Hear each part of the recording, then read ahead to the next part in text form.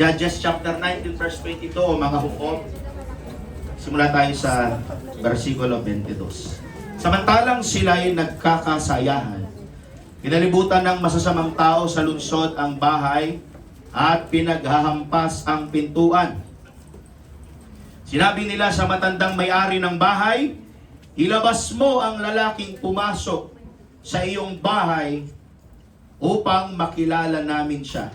Yung word po na makilala dyan, mga kapatid, pinag-aralan ko po, it is a word na ang word na makilala namin siya ay euphemism pala ang tawag dyan. Kumbaga, ang ibig sabihin po ng euphemism ay polite word, mild lang na pananalita. Pero ang pinakahalimbawa, ang pinaka malalim na salita dyan ay makikipagtalik kami sa Kanya. So, laalim na ako. Parang sa atin, medyo polite word ang ginagamit. Halimbawa, banyo, kubeta, hindi natin ginagamit kubeta, CR na, di ba? Comfort room. Parang medyo pinapababaw yung panahon. Pero sa ibang translation, search nyo dyan, makikipagtalik talaga yung mga tao sa Gibeah dyan. So, ibang translation, makipagtalik. So, baguhin natin. Ilabas mo ang lalaking pumasok sa iyong bahay upang makikipagtalik kami sa kanya. Verse 23. At lumabas sa kanila ang lalaki, ang may-ari ng bahay, at sinabi sa kanila, huwag mga kapatid ko, isinasama ko sa inyong huwag kayong gumawa ng ganyang kasamaan, yamang ang lalaking ito'y aking panauhin, ay huwag ninyong gawin ang gayong kasamaan. Translate, tinitingnan ko sa ibang translation, mga kapatid, sa mga Bible nyo sa 1905. Malalim ang sabi dyan. Ang sabi dyan ay huwag ninyong gawin ang, sorry for the word, kaulo lang ito. Yun ang sabi dyan. Verse 24, narito ang aking anak na dalaga at ang asawang likod ng lalaki. Ilalabas ko sila ngayon, halayin ninyo at gawin ninyo sa kanila ang gusto ninyo. Ngunit sa lalaking ito ay huwag kayong gumawa ng anumang masama. Ngunit hindi siya pinakinggan ng mga lalaki. Sa gayoy, hinawakan ng lalaki ang kanyang asawang lingkod at inilabas sa kanila. Kanilang sinipingan siya at hinalay buong gabi hanggang sa kinaumagahan. At nang magbukang liwayway ay kanilang pinalis siya. Sabi mo sa katabi mo, nakakaawa. Hinalay buong gabi ang babae ito. Nang mag-uumaga na, dumating ang babae at nabuwal sa pintuan ng bahay ng lalaki na kinaroroonan ng kanyang Panginoon hanggang sa magliwanag. Kinaumagahan, bumangon ang kanyang Panginoon at binuksan ang mga pinto ng bahay nang siya'y lumabas upang magpatuloy sa kanyang lakad. Naroon ang kanyang asawang lingkod ay nakabuwal sa pintuan ng bahay na ang mga kamay ay nasa bungad. At sinabi niya sa kanya, bumangon ka at umalis na tayo. Ngunit walang sagot. Nang magkagayoy, kanyang isinakay ang babae sa asno at ang lalaki ay tumindig. Nagpatuloy pa uwi sa kanilang tahanan. Nang siya'y makapasok sa kanyang bahay, ito na ang pinakamatinding nangyari, krimen, ay kumuha siya ng isang patalim at paghawak niya sa kanyang asawang lingkod, ay kanyang pinagputol-putol ito sa 12 bahagi. At ipinadala siya sa lahat ng nasasakupan ng Israel. Imagine niyo yung scene na yung concubine ng Levites na napatuloy po dun sa bahay ng matandang lalaki. Imbis ang gusto ng mga tao sa Gibeah, yung Levito, yung Levita, ang inoffer niya yung kanyang kabit.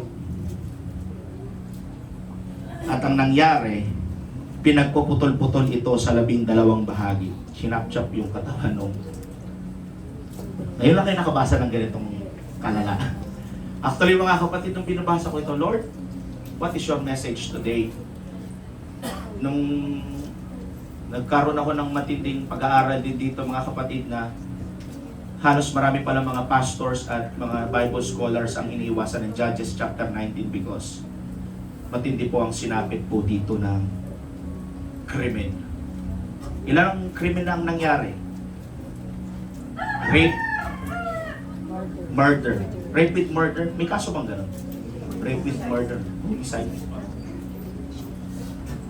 So, nangyari, pinagputol ito sa 12 bahagi at ipinadala siya sa lahat ng nasasakupan ng Israel. At ang lahat ng nakakita nito ay nagsabi, walang ganitong bagay na nangyari o nakita man mula sa araw ng umahon ang mga anak ni Israel mula sa lupain ng Ehipto hanggang sa araw na ito. Pag-isipan ninyo ito, pag-usapan at magsalita kayo. So, quick recap. Baka malito kayo, kahit ako nung una nalito ko, sino ang ginahasa? Sino ang gustong gahasain ng masasamang tao, yung mga taong nangalampag sa bahay ng matanda, ay yung Levita talagang bisita.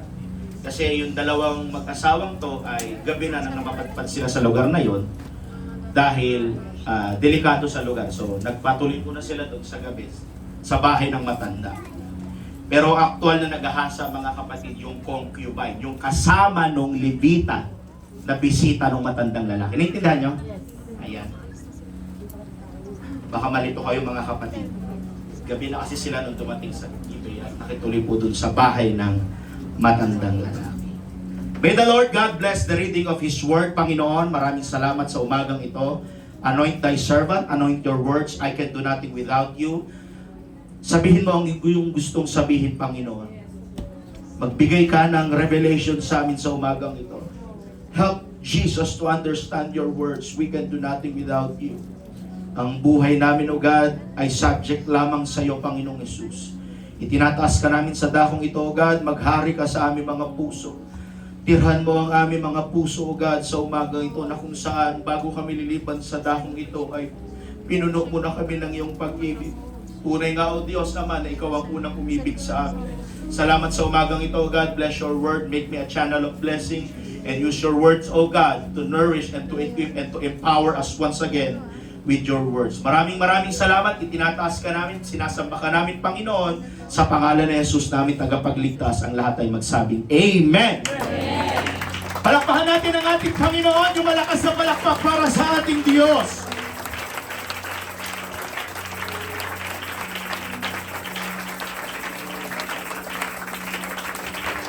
Pamamalitan ko po ang mensahe ng Panginoon na nagsasabing, when sin lost its shame. Nang hindi na ikinahiya ang kasalanan o nang nawala ang kahihiyan sa kasalanan. God bless you all, mga kapatid. Please be seated. Thank you, backup. Thank you, musicians. When sin lost its shame. Sa atin ngayon, mga kapatid, all over the news, sa atin pong mga balita, sa atin pong mga nasasaksihan, sa ating kapaligiran, sa mga balita sa telebisyon, sa radyo, sa social. May nagra-radyo pa ba? Uso pa ba radyo? Noon kasi, Walkman, radyo, nandiyan ang mga news, mga kapatid, mga balita sa TV Patrol, 24 oras, korupsyon, siraan ng imahe, ano pa ba? Snatcher, holdapan, panggagahasa, 4 na taong gulang anyos na lalaki, nasunog, sunugan sa bahay, sunugan ng lugar, broken family, baha, flood control, ano pa bang mga issue ng bansa natin? Sona ni BBM, paninira ni Sara Duterte, lahat mga kapatid, masasaksihan mo. May holdapan, may corruption, all over the news, mga kapatid. But dito po sa ating binasa sa story, hallelujah, dito po sa Judges chapter 19, it is a woman who was abused throughout the night until she died. Her body was cut into 12 pieces and delivered across the country. Sa ngayon, masasabi ko, mga kapatid, correct me if I'm wrong, sa ngayon, masasabi ko, posible na mangyari yan sa panahon ngayon. Dahil sa sobrang sama ng mundo, sa talamak ang krimen nagkalat, sino dito makakasabi, safe pa ba ang bansa natin? Kayo makakasabi niyan. Kayo makakapagsabi niyan kung safe ba ang Pilipinas? Safe pa ba umuwi ng alas 11, alas 10, alas 12 ang ating mga anak? Pero bakit may mga young people, alas 12, alas 11 umuwi? Hello? hindi safe na umuwi na madaling araw ang mga kabataan. Pero bakit may mga kabataan na ganyan pa rin umuwi? Hindi maganda, mga kapatid. Sa ngayon, masasabi ko na posible na at pwede na mangyari ang mga bagay na yan. Pero noon, mga kapatid, siguro medyo may konting imposible pa na mangyari. Ang sabi ng mga tao doon, grabe ang ginawa ng taong yan. Walang makakagawa ng ginawa ng taong yan. Alam nyo ba na itong storya na yan, napasabi nga kayo na, parang nakakadiri na sinapsap yung katawan ng babae, nirape yung babae, parang, I'm sorry to say, kinang-rape yung babae. Hindi lang isa, hindi lang dalawa, marami sila, yung mga masasamang tao, pinagsamantalahan yung concubine nung Levites, mga kapatid. And yet, this is not a horror movie. This is not a crime documentary, mga kapatid. This is a Bible story. You know what? Ang Judges chapter 19, mga kapatid, ay very disturbing. Bakit po? It is dark. It is heartbreaking. It is uncomfortable basahin. You know what? But God intentionally do this chapter. Ako naniniwala ako, mga kapatid, every promise in the Bible, every miracles in the Bible, maganda man o hindi maganda ang naging kinahihinatnan, nag-iiwan po sa atin ang lesson yan. Sabi na nga sa kanta, di ba? Every chapter, every verse, every line, I am trusting in His word divine. Every promise in the Bible is mine. Ang tanda nyo na, hindi nyo pa rin kabisado. And sometimes, you know what, mga kapatid, that the ugliest stories reveal the deepest truths. Because sa totoo lang, ang Biblia po ay hindi po nag-hide ng humanity's darkness. In-expose lahat ng Panginoon yan. Yung nangyari sa bayan ng Panginoon, yung Exodus saga, yung buhay ni David na nakiapid siya, hindi po tinago ng Bible yan. And yet, pag binabasa natin yan, nag-iiwan at nagmamarka po sa atin yan. Hello? Because only when we understand how deep sin can go, ma-appreciate po ba natin kung gaano ka-amazing ang grace ng Panginoon? Sa tingin nyo, sabihin ko kayo sa inyo, mga kapatid, ma-appreciate ba natin ang kabutihan ng Panginoon kung walang mga problema tayong nararanasan? Ha? Paano mo masasabing pinagpala ka kung hindi ka sumapit sa mapait na sitwasyon? Kaya sinabi ko kanina sa Sunday School sa baba, huwag na tayong magtaka, mga kapatid, kung may mga inalaw ng Panginoon na mga kahirapan, wala kayong masaing, wala may problema, hindi makabayad sa tuition. Huwag kayong magtaka, mga kapatid, kung may mga problemang ganyan. Inalaw ng Panginoon yan para mapatibay ka. Para mapatibay ang ating pananampalataya. Everybody say amen. And today we are not studying, church, this chapter to satisfy our curiosity. Pag-aaralan po natin ito. Bakit? If we are not careful, listen to this, if we are not careful, the same spiritual condition that destroy Israel can slowly destroy us today. Pwede rin yung naging kinasira nila, maging kinasira na rin natin yan. Kung hindi tayo mag-iingat, mga kapatid. Basahin natin muli ang background ng Judges chapter o yung book ng Judges. Ang Judges po, mga kapatid, it is a period ng Israelites na puno ng chaos. Ang book ng Judges, nagbabasa ba kayo ng Bible? Nung mamatay si Moses, here comes Joshua. Nung mamatay naman si Joshua, wala na pong nangyaring passing the baton ang nangyari. Kumbaga, walang strong leadership ang sumalo sa bayan ng Panginoon. Kaya nag-scatter abroad sila. Naniwala na lang sila, mga kapatid. Kung ano yung beautiful sa kanilang paningin, yun ang susundin nila, mga kapatid. and it completely destroyed. Chaos ang nangyari. People stop following God, instead they follow their own opinions. Ang sabi nga ng last verse and last chapter ng Judges chapter 21, ang sabi diyan, everyone did what was right in his own eyes. At makailang beses pong binanggit po ng Book of Judges yan. Everything they did was right in his own eyes. Ibig sabihin, kanya-kanya sila ng plano, kanya-kanya sila ng kagustuhan. O sige, ako magsasamba ako sa ipis, ikaw, ano Marlon, saan ka magsasamba? Ako sa dumi ako ng aso magsasamba. Kayo, saan kayo magsasamba? Sa pader, sa buhangin, sa simento, sa bato, sa pako. Sambahin niyo, kanya-kanya tayo. And the Bible says, everything was right in their own eyes. Nakakatakot mga kapatid. At nabarabang sa panahon natin ngayon mga kapatid, nangungusap siya na, sundin mo ang iyong puso. May sinabi ba ang Panginoon na follow your heart? The Bible says, guard your heart. Pag sinunod kasi natin yung puso, delikado yun. Ibig sabihin, yung ginusto ng ating puso, yung sinita ng ating puso, yun ang susundin mo. Hindi mo alam kung kalooban ng Panginoon yun eh. Sundin mo ang iyong puso. Kung saan ka masaya, gawin mo. Unless wala kang tinatapakang tao. Wala ka namang nasasaktang tao. So okay lang, mandaya. Basta masaya ka sa ginagawa mo. So okay lang maging bakla, tomboy, basta wala ka namang tinatapakang tao. Okay lang magmura. Expression lang naman, pastor eh. Yung katrabaho ko nga sa Cavite before, mga kapatid. Alam mo, Judah, yung mura ngayon, hindi naman ako nagmumura eh. Expression ko na lang yun eh. Oh, yan ang tinuturo ng sanlibutan ngayon para ma-attract ka na magmura ka rin.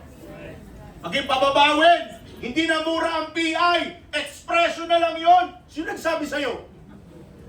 Subukan mo gawin sa magulang mo yan. Oh, matutuwa kayo magulang? So okay na lang maging gano'n basta wala tayong nasasaktan? Wala tayong tinatapahang tao? Hindi po gano'n mga kapatid.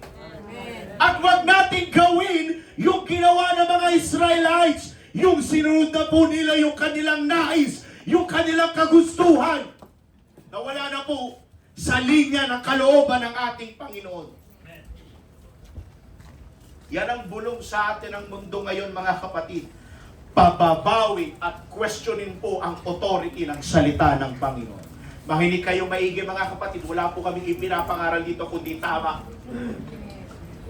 But the Bible teaches us our hearts are not trustworthy apart from God. Jeremiah chapter 17 verse 9. The heart is thus deceitful above all things and desperately wicked. Who can know it? Ang puso ang pinakamandaraya. Kaya kayo mga young people, kung hahanap kayo ng partner, siguraduhin mong linya yan sa kalooban ng Panginoon, brother po. Baka mapahamak tayo. Nape-pressure ka, namamadali ka, kasi ikaw na lang walang partner. Hanap na rin ako. Oh, yung ending, napahamak ka. Nagkamali ka. Pag mag-asawa pa naman, hindi mo na pwedeng isoli sa magulang niya yan. Yan ang kakasamahin mo, buong buhay mo na. Kaya mag-ingat tayo mga kapatid. Ang puso mandaraya. Ano ba dapat ginagamit pag nagmamahal? Isip o puso? Hindi lang isip, hindi lang puso, dalawa. Kayo naman pag nagmamahal kayo, puso lang.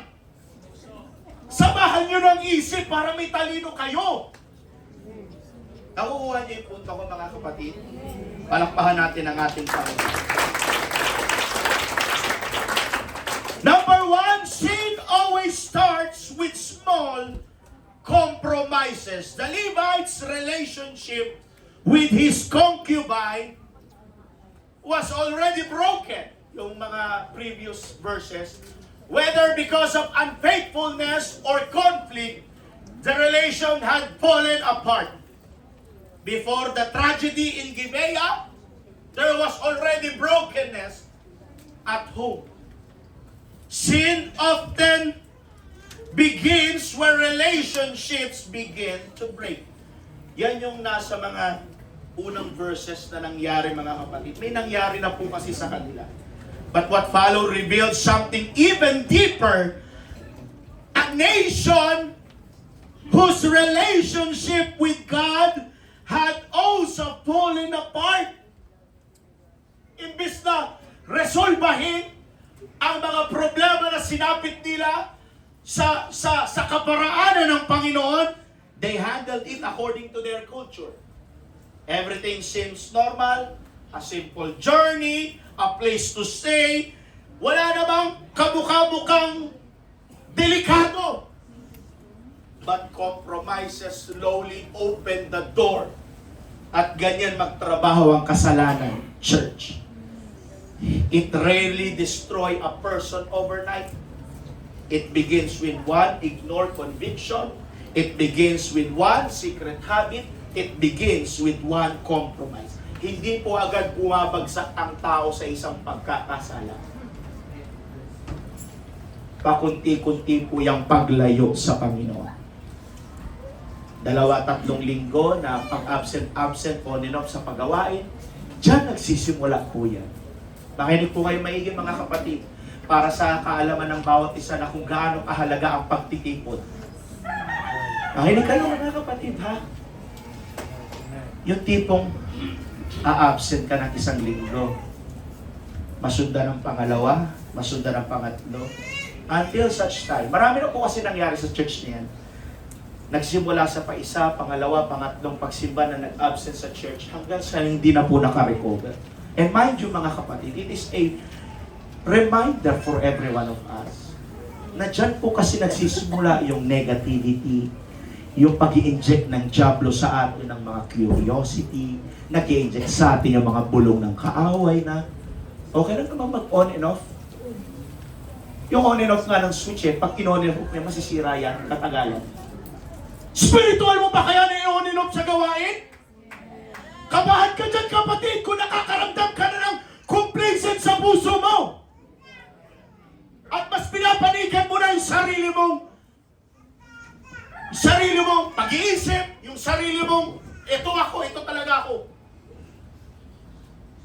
Yung isang kasalanang pinalampas mo, dyan nagsisimula yung mga small compromises, mga kapatid. Yung konsensyang binabaliwala,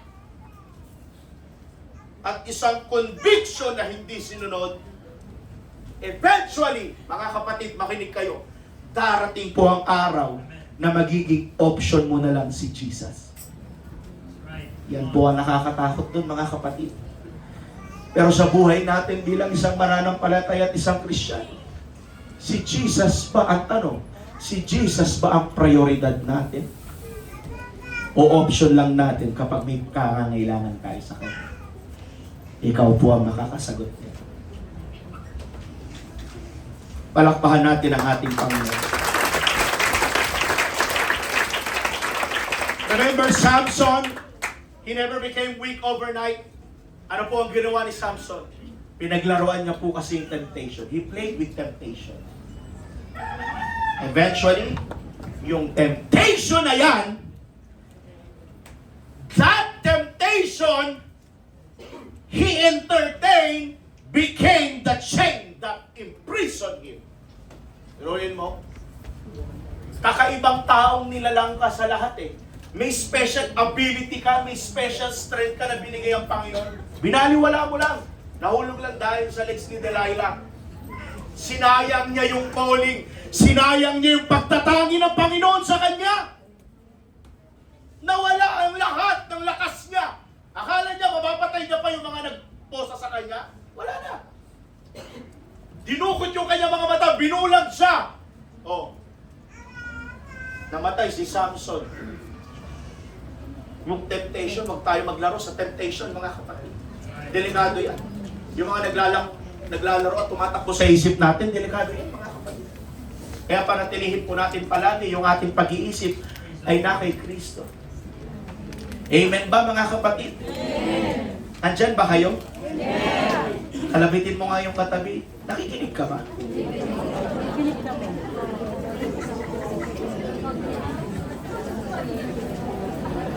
Number 2, when God is removed, humanity becomes capable of anything. The men of Gibeah surrounded the house. Imagine niyo, yan ang nangyari. Yung verse 22. The men of Gibeah surrounded the house. At ang sabi nung matanda na may-ari ng bahay, please naman, huwag kayong manggulo dito. May panauhin ako. Kaya sabi ng mga walang hiyang mga masasamang tao daw, ilabas mo yung Levites na yan! Gagasain namin yan! Gusto namin siya, yan yung target namin. Alam nyo ba, yung bahay niya, bahay na matanda, the Bible says, kinakalampag nila. Imagine niyo, sorry AI lang yan. Pero baka yung bahay nila, baka lang ng kawayan na lang. Pwedeng yugyugin. At yun ang gusto ng mga masasamang tao ng Gibeah. And their desires had become completely corrupted. The city had lost its conscience. Tignan nyo ito mga kapatid. These were Israelites. Yung mga taong yan, Israelites po yan. Anak ng Diyos yan. Bayan ng Panginoon yan. Pero ano nangyari sa kanila? Dinescribe ng Bible na masasamang tao na ang anak ng Diyos. Oh! Masasamang tao na sila. These were Israelites. Payag ba kayo sabihin sa atin, tayo mga Kristiyano, mga UPC, masasamang tao yan? Lalo yung Junjun na yan? Pangit, di ba? Tayo kasing mga Kristiyano mananampalataya, mawawala yung identity natin kapag nakita tayong lango sa alak. Lango sa paninigarilyo. Pero sabihin ko sa inyo, kahit si Biason pa makita dyan na lango sa alak, honorable mayor pa rin yan. Pero tayo, wala na yung pagiging identity ng ambassador natin. Sinira na natin yung imahe. Pinutol na natin yung ugnayan natin sa Panginoon. And hear me right now, mga kapatid. Ganyan ang nangyari sa panahon ng Judges. Pinutol na nilang ugnayan nila sa Panginoon. Tama nga yung sinabi ng Panginoon eh. Darating ang panahon na wala ng next generation sa kanila, na wala na makakakilala sa Panginoon. Kaya sabi ni Moses, Deuteronomy chapter 6 verse 4, oh I love that verse. Hear, O Israel, the Lord our God is one Lord. And thou shalt love the Lord thy God with all thy heart, with all thy soul, with all thy mind. Isulat nyo sa kanilang loob, sa kanilang bahay, sa pintuan na mayroong iisang Diyos. Kasi ang nakakatakot doon, darating ang sunod na lahi o lipi na wala nang makakakilala sa Diyos. Dumating nga. Dumating nga. Sa panahon nga ng Exodus dumating ang next Pharaoh na hindi nakilala si Joseph. Nung namatay naman si Joshua, walang tumayong strong leader. Walang pasig na bato na nangyari. Ang mga anak ng Diyos nag-scatter. Walang pinaglilingkurang Diyos. Pinaniwala nila kanilang sarili na ang gagawin ko ay tama sa akin. Basta wala ko natatapahang tao. Basta wala ko nasasaktang tao. Mga taong yan, mga lalaking tao, ang gusto lalaki rin. So, bakla kaya sila? Yati na lang. Kung ano-ano mga nangyari na. Nakakatakot. Mga Israelites yan listen to this, ito pa. Hindi po yan mga pagans. Israelites po yan. God's own people had become morally worse than the nations surrounded. Kaya sa church, mga kapatid, listen to this. Church attendance does not automatically change your heart. Religion without repentance produces hypocrisy. Maraming tao ang nasa simbahan, pero walang Kristo sa puso. Nagpapainit ka lang ng upuan. Pinapainit mo lang yung upuan mo ngayon. Makinig kayo mga kapatid, ito'y paalala sa atin.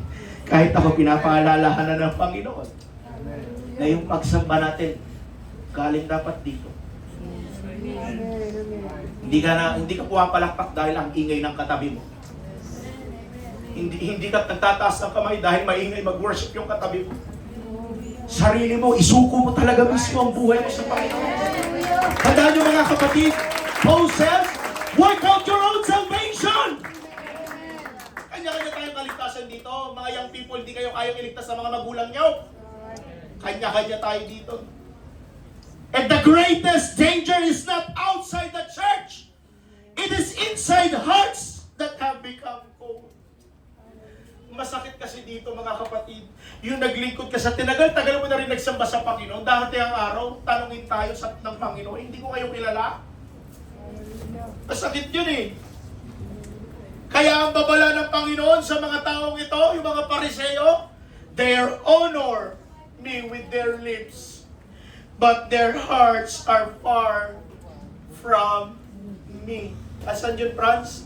Matthew chapter 15 verse 8. These people draws near to me with their mouth and honors me with their lips, but their heart is far from me. Yes, church, you can say hallelujah.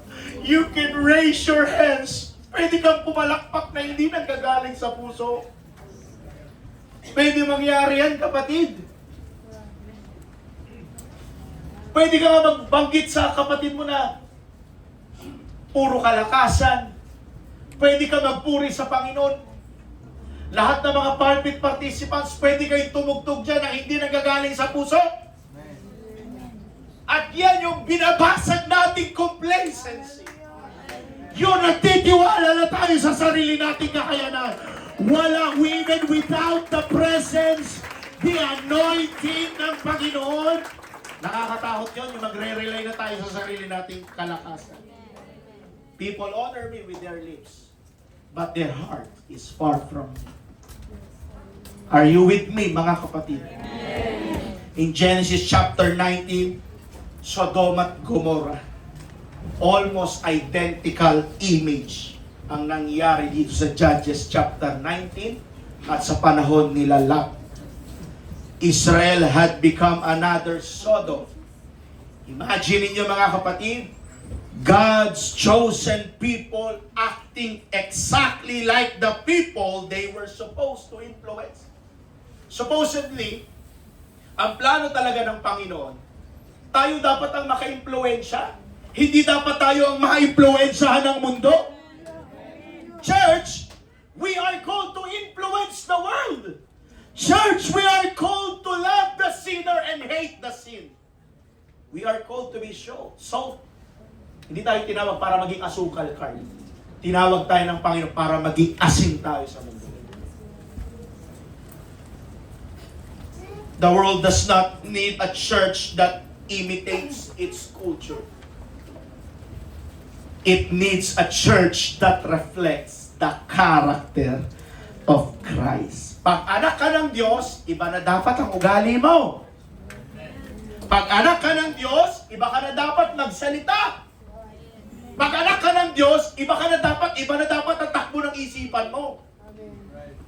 Pag anak ka ng Diyos, dapat hindi mo na ginagawa yung ginagawa ng mga classmates mo. Hindi ka na dapat nagbibisyo. Hindi ka na dapat nagsusugal. Hindi ka na dapat nagka-cutting classes. Oh, hallelujah. Sa trabaho naman, pag anak ka ng Diyos, dapat may integrity ka. Hindi ka mandaraya. Ang tahimik nyo mga kapatid.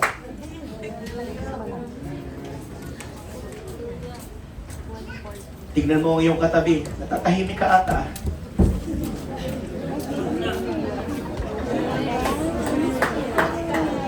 Okay lang kayo mga kapatid? Lalaki sa lalaki. Akbayin mo yung balikat. Massage mo. Babae sa babae. Ganon din. Massage mo yung balikat ng katabi mo. Tahimik ka ata. Nalamig ka ba? Comfort kita. Amen?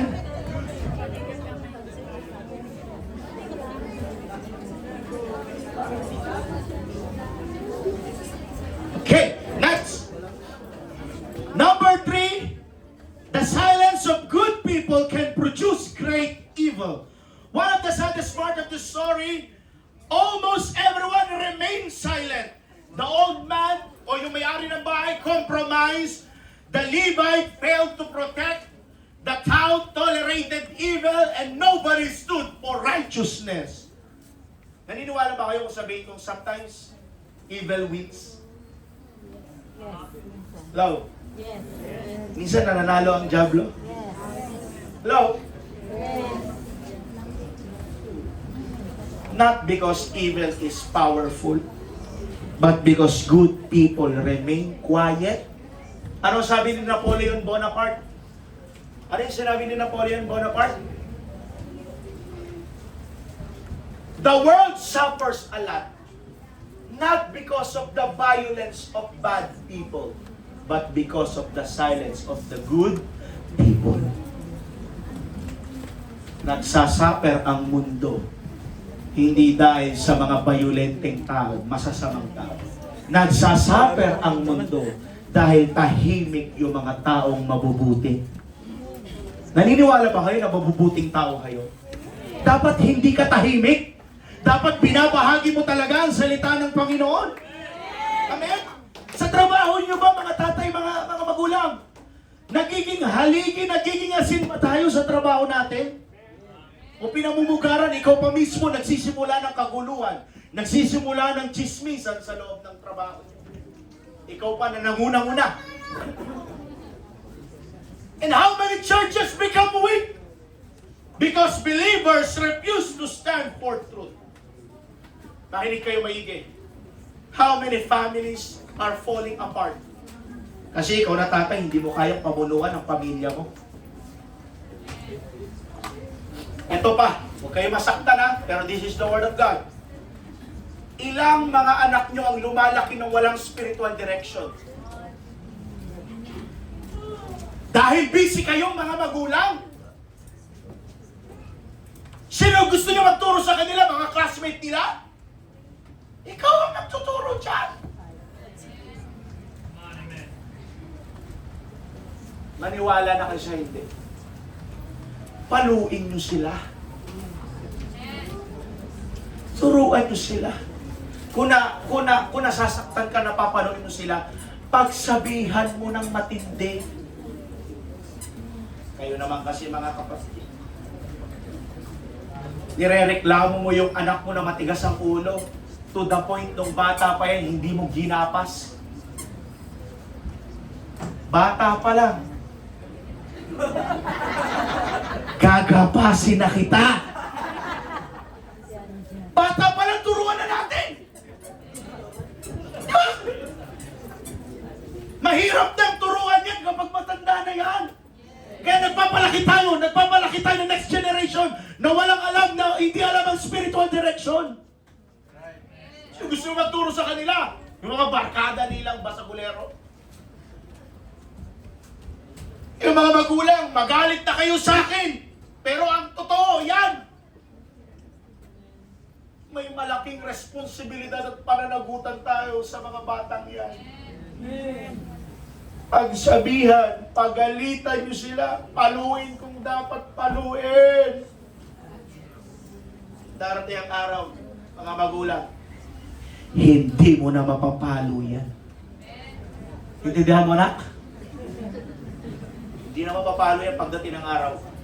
Ang masakit pa dyan, lalaban na sa'yo yan. Hindi ko naman nilalahat ha, huwag kayo masaktan. Hindi ko nilalahat. Pero may mga magagaling na magulang dito, glory to God, na nagpapalaki ng maayos sa church. Alam nyo ang tunay na success ng bata? Hindi yung mga medalya sa labas. Materially possession, makamundong possession lang yan. Alam nyo, totoong reward, yung nakikita mo yung anak na lumuluhod, yung nakikita mo yung anak mo na marunong umiyak, yung nakikita mo yung anak mo na humihingi ng tawad. Yun ang totoong success. Sabi ni Raymond Woodward yun eh. The true success, hindi ang mga material, makamundong possession lang yan. Yung diploma is just a piece of paper. Pwedeng punitin yan. Pero yung magmamana, yung magdadala sa kanila doon sa eternity, mga kapatid, yun ang dapat ipamana natin sa kanila. Yun ang dapat may pasa nating legasiya sa kanila.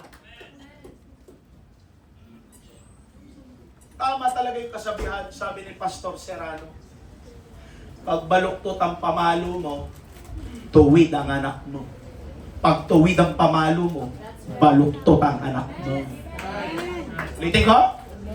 Pag baluktot ang pamalo mo, tuwid ang anak mo. Pag tuwid ang pamalo mo, baluktot ang anak mo. Okay lang kayo dyan? Bigyan ko kayo ng supporting story sa Bible. Listen to this, mga parents. Sa Bible, si Eli, high priest. Sino ang anak niya? Si Hophni at si Phinehas. High priest, ha? Sabihin na natin, anak ng pastor ngayon, sa panahon ngayon. May dalawa siyang wicked na anak. Ano ang kasalanan ng mga anak niya? Pag naghahandog, priest na rin kasi si Hophni at si Phinehas eh. Siya high priest. Si Phinehas at si Hophni, sila yung naghahain doon. Alin ang kasalanan nila? Yung paghahandog nila, kinukuha nila yung mga magandang cut ng laman at tinatabi nila at mapakinabangan pa. Pero hinahandog nila yung mga pangit, yung mga tira-tira. Ano pa? Ginagalaw nila yung mga babaeng nagtatrabaho sa templo. Listen to me mga kapatid. Ito ang naging kasalanan ni Eli. Pinagsabihan niya. Yes, nandun ang magulang parenting style. Pinagsabihan niya. Pero hindi inaksyonan. Sinabihan niya, huwag niyo gawin yan anak, masama yan sa Panginoon. Pero nawala yung, alam niyo yun, nakukuha niyo yung yun ang sinasabi ko. Pinagsabihan lang. Hindi pinalo up. Hindi man lang pinalo. Hindi man lang sinabihan na matindi. Anak, ginagawa niyo pa ba yan? Oh, ano nangyari? Isa, dalawang beses pinagsabihan. Hindi tumigil yung dalawa. Makulit eh. Tigas ng ulo eh. Ano nangyari? God judged the whole family. Silence has consequences. Church! Pareho silang namatay sa iisang araw laban sa Pilisteo. Ano nangyari? Nung nababalitaan ni Eli yun, nahulog si Eli sa upuan at namatay.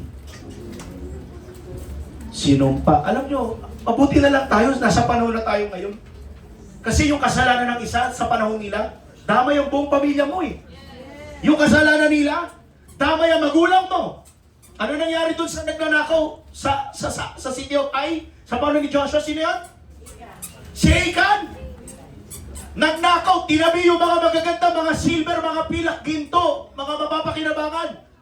Hindi binibigyan ng Panginoon ng victory kay Joshua hanggat walang umaamin ng kasalanan. Ano nangyari? Nung inabi ni Achan, nung nakumpronta siya ni Joshua, Achan, tinago mo sa ilalim ng mga tent mo yung mga ginto, pilak, yung mga papakinabangan dyan. Ano ang judgment ng Panginoon kay Achan? Pati ang sambahayan niya namatay. Yan ang Panginoon noon. Pero, hindi ba kayo na-amaze sa Panginoon sa panahon natin ngayon? Pag nagkakasala ka, ikaw lang ang sinasaway ng Panginoon. Hindi na damay ang anak mo, hindi na damay ang mga magulang mo. Ikaw mismo may sariling pananagutan sa Panginoon. Why? Because we are living in a grace. Sabihin ko sa inyo, baka hindi natin kayanin kung mabuhay tayo sa panahon nila. Yung tipong mabait ka naman na tao, pero dahil sa kasalanan ng magulang mo, na-inherit mo rin yung judgment ng Panginoon. Mag-ingat tayo mga kapatid. Work out your own salvation. Kaya mga magulang, huwag po kayong matakot na mamalo sa inyong mga anak. Sino may mga anak dito na maliliit pa? Brother Andy, paluin nyo yan. Brother Biggs, paluin nyo yan. Paluin nyo mga kapatid. Mikay, paluin mo.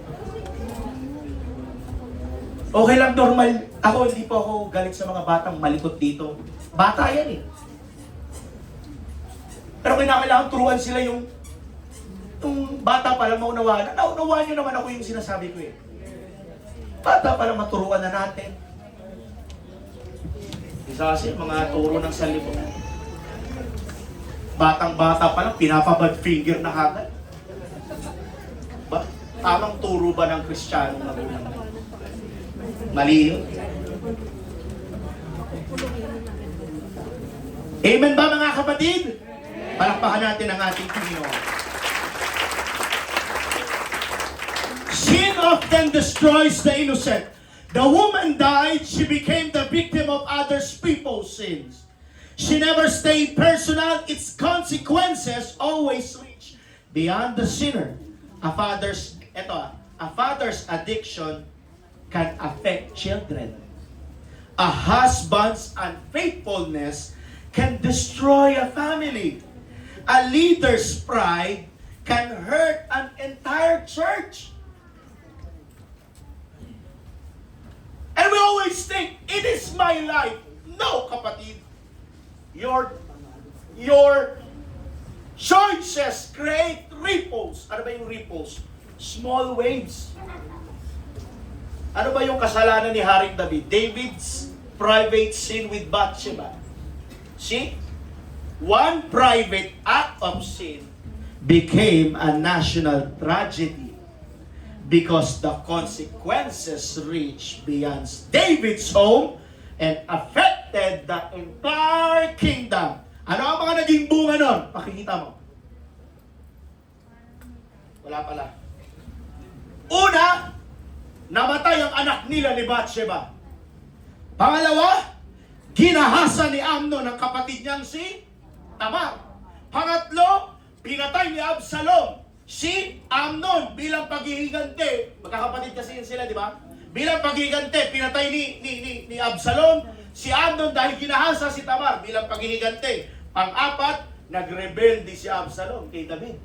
Panglima, libo-libong tao ang namatay sa digmaan dulot ng rebellion. Pang-anim, nayanig ang buong kaharian ng Israel. Damay-damay sa ginawang kasalanan ni David. Pastor, ano po bang ibig sabihin mo ngayong umagang ito? Ang bunga talaga ng kasalanan ay kamatayan. Roman 6:23 ng Roma. For the wages of sin is death. But the gift of life, eternal life, na matatagpuan nyo lang sa Panginoon. Mahirap ba unawain yung sabi ni Pablo? Tinuturo nga natin sa Bible study na Romans 6:23. For the wages of sin is death. Yan ang hinahanap sa atin ng Panginoon. Yung marunong tayong humingi ng tawad. Nangangarap pa ba ako sa inyo, mga kapatid? Panglima, the shocking ending was meant to wake up the nation. The Levite cut her body into 12 pieces. It is very disturbing, mga kapatid. Bakit? Para ginisingin po ang bansang Israel. Sometimes people only wake up after something terrible happens. Sometimes God allows shocking moments to expose hidden corruption. And the broken body became a message. And today, God is no longer sending a body. Hindi na po. He sent His words. He sent His man of God. He sends sermons. He sends convictions. He sends the Holy Spirit. And the question is, will we listen before tragedy comes? Alam niyo mga kapatid, that the nation does not collapse when sinner become worse. It collapses when God's people stop being different. Mga kapatid, iba tayo sa mundo. Iba ang disenyo ng Panginoon sa church. Iba ang preparation ng Panginoon sa kanyang iglesia. Dapat iba tayo sa sanlibutan. Hindi tayo makitaan. Kahit nga mga kapatid, sabi ko na, kahit maliit na butas, hindi ka dapat makitaan kasi anak ka ng Diyos. Ay, hirap pag makitaan tayo ng pagkakamali. Ito, hindi naman tayo perfectong tao, pero as much as we can, pwede ba natin gawin yun? Na kahit sa maliit, ang kalaban kasi natin mga small compromises. Kahit sa maliit o katiting na small compromises. Yung tipong pagbabalik lang ng sukli, hindi ka pa magsusuli ng sukli. Suli mo. Small compromises yan. Yung tipong nagsinungaling ka, small compromises yan mga kapatid. Kahit man lang doon makitaan tayo ng integrity. Kahit doon man lang makitaan tayo na sumusunod tayo sa Panginoon. Ang isang bansa ay bumagbabagsak kapag ang mga tao ng Diyos ay hindi na naiiba sa mundo. We are called to different mga kapatid. We may not commit the sin, kagaya po ng Judges chapter 19, but we can develop the same heart when holiness becomes old-fashioned. Mga kapatid, ang kabanalan ba old-fashioned na ba? Ha? Parang yung kayo mga young people, bakit kayo nagpapalda? Sabay sa uso, ang ganda kasi ng silin ngayon eh. Ano ba yung mga magandang skirt ngayon sa kababaihan? Hindi naman po old-fashioned yun.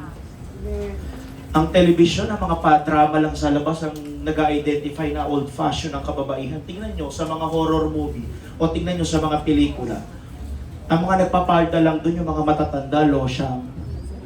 Pero dito mga kapatid, magaganda kayo. Kunti lang nag-amen, pangit siguro yung iba.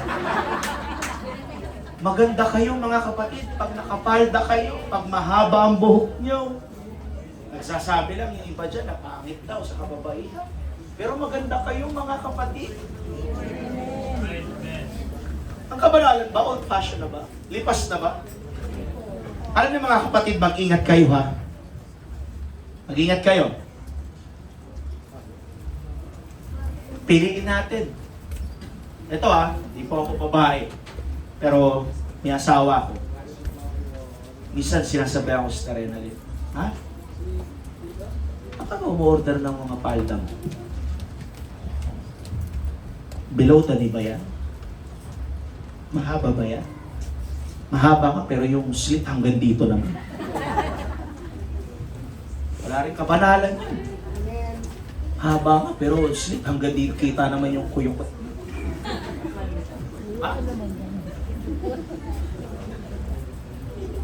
Mag-ingat tayo mga kapatid sa mga bagong, yung mundo kasi ngayon nagbabago, nagde-develop na ngayon ng mga panibagong kasuotan. Ako, pasensya na kayo mga kapatid ha. Very old-fashioned pa kasi ako pagdating sa mga lalaki, pagdating sa mga lalaki. May mga uso na kasi ngayon sa mga Trinitarian pastors. Uso na kasi ang mga mag-jeans na lang habang nangangaral eh. Pero pasensya na, uso pa rin tayo, sa slacks pa rin tayo. Hanggang ngayon, huwag nating i-adapt yun. Okay na sa kanila, yung naka-jeans lang, tapos naka-topsider na jacket, na bomber jacket. Yan, mga bagong influence ng mundo yan eh. Yung pagtuturo na ganyan. Pahuti-huti na tinatanggal yung barong, patanggal ng long sleeve, papalitan na ng yung leather jacket. Ano ka? Prakista ka ba? Magmamotor ba kayo? May rights pa kayo? Kaya ganun? Diba? Kulang na lang, helmet eh. Hindi ganun mga kapatid, mga turo ng mundo ngayon. Kaya, mga kapatid, piece of advice lang, piliin natin kung saan. Dapat angkop pa rin yung kabanalan sa bibilhin natin mga damit, sa mga dress na bibilhin natin. Hindi yung mahalay. Ang ganda-ganda nga tignan, bakat-bakat naman yung loob mo. Wala rin. Ingat tayo mga kapatid ha. Tsaka utang na loob sa mga kababaihan. Bawas-bawasan nyo naman yung nilalagay nyo dito. Namumulan eh!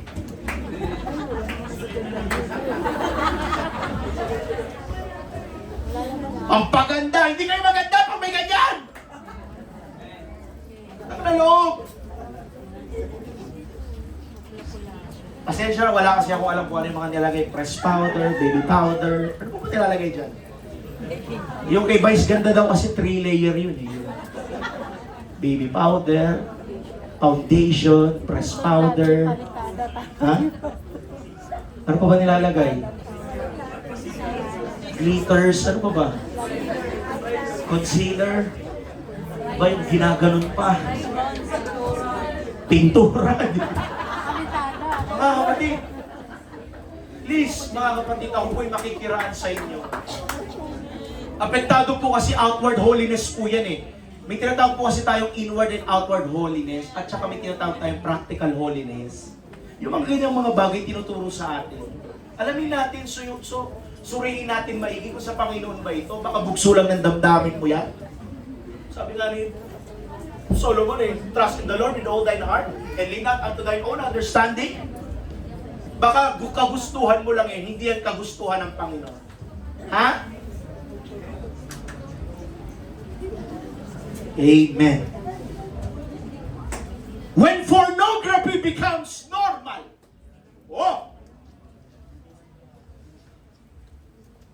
may member kilala niyo si Pastor Stephen Prado.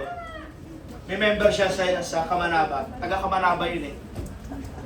May isa siyang member na nag-confess. Pastor, I am addict to pornography. And mind you, hindi siya lalaki. Babae siya. Ang pornography hindi lang para sa lalaki pala. Para sa lahat ng gender. Para sa kababaihan din. Pag ito, mga bagay nito naging normal na sa atin, delikado yan. Yung kabanalan kanina becomes a old-fashioned. When pornography becomes normal, mag-ingat tayo mga kapatid. When greed becomes ambition. Ano sa Tagalog ng greed? Sakit! Pang-apat, when worship becomes optional. Panglima, when prayer becomes inconvenient. And that is the same disease is spreading. Hindi po nagsisimula ang pagbagsak. Hindi nga po nagsisimula ang isang pagbagsak ng isang bansa sa gobyerno natin eh. Sa puso mismo ng tao. But here's the good news, church. Thankfully, pasalamat tayo sa Panginoon that Judges is not the end of the Bible. After the darkness na sinapit ng Israelites. Listen to this. Wait lang. Bago kayo pumalakpak. After ng Judges, ang Panginoon tinuwid sila sa time ni Joshua. Choose whom you will serve. But as for me and my house, we will serve them. Nainganyo ulit ni Joshua silang bumalik sa Panginoon. Pero namatay si Joshua. Bumalik sila ulit sa paggagawa ng kasalanan. But I thank God na hindi ending ng Bible ang Judges. At hindi rin pahintulutan ng Panginoon yun. Here comes the good news. 2,000 years ago, merong Panginoon na nabayubay. Nagbuwis ng buhay. After the darkness, Jesus comes. Think of this contrast. In Judges chapter 19, a woman died because people were evil, but in Calvary, Jesus died because people were evil. In Judges, an innocent person suffered because of sin, but on the cross, the truly innocent one suffered for sinners. And one death exposed sin, the other death defeated sin. Salamat, merong Jesus Christ na nabayubay. Romans chapter 5 verse 8, while we were still sinners, Christ died for us. Habang tayo ay lago sa kasalanan, meron ng Panginoon 2,000 taon na nakakalipas, nagbuwis ng buhay para sa iyo. Merong Panginoon na nagbuwis ng buhay para sa akin at para sa iyo. Para i-redeem ka, para pulutin ka sa putik ng karumihan, sa putik ng kasalanan, inihahon tayo ng Panginoon. Kung titignan nyo sa panahon ni Noah, people ignored God until judgment arrived. na kahit mga bata, walang pakialam ang Panginoon, pinatay niya. Sa buhay ni Haring Saul, small disobedience, doon nahulog siya. Yung mga tinago niya, yung mga mapapakinabangan, at pinatay at in-spare niya si King Agag. Doon nagsimula ang downfall ni Haring Saul. May tanong ako sa inyo, mga kapatid. Are you slowly accepted things that once convicted you? Are you becoming spiritually numb? Hindi ka na ba tinatabla ng salita ng Panginoon? O matigas na ba ang iyong puso?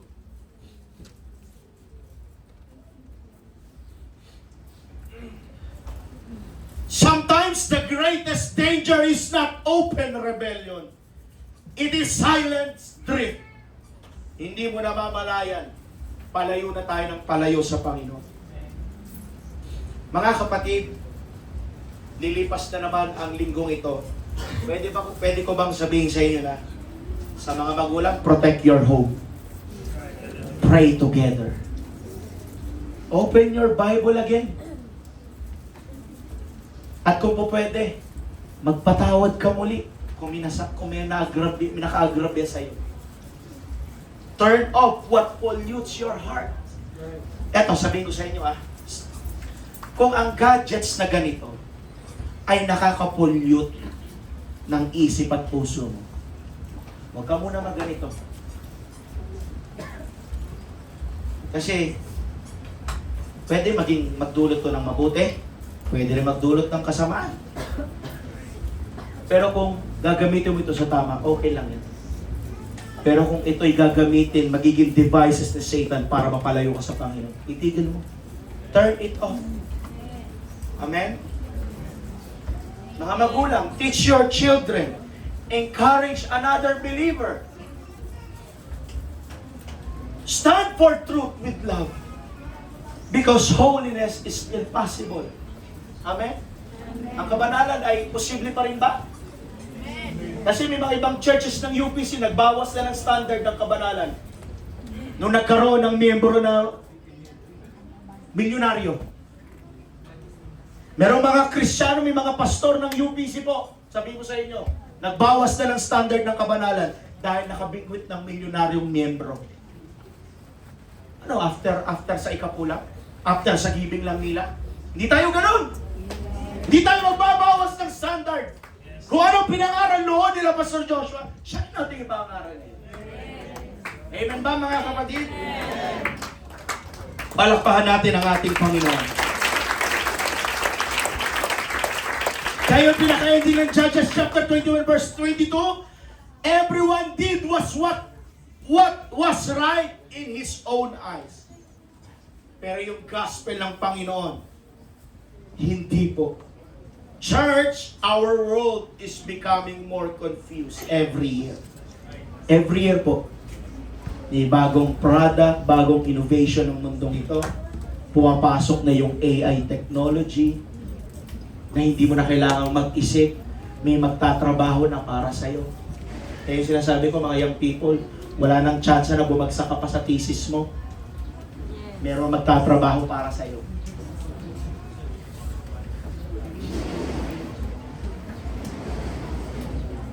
Tayo po'y tumayo lahat, mga kapatid.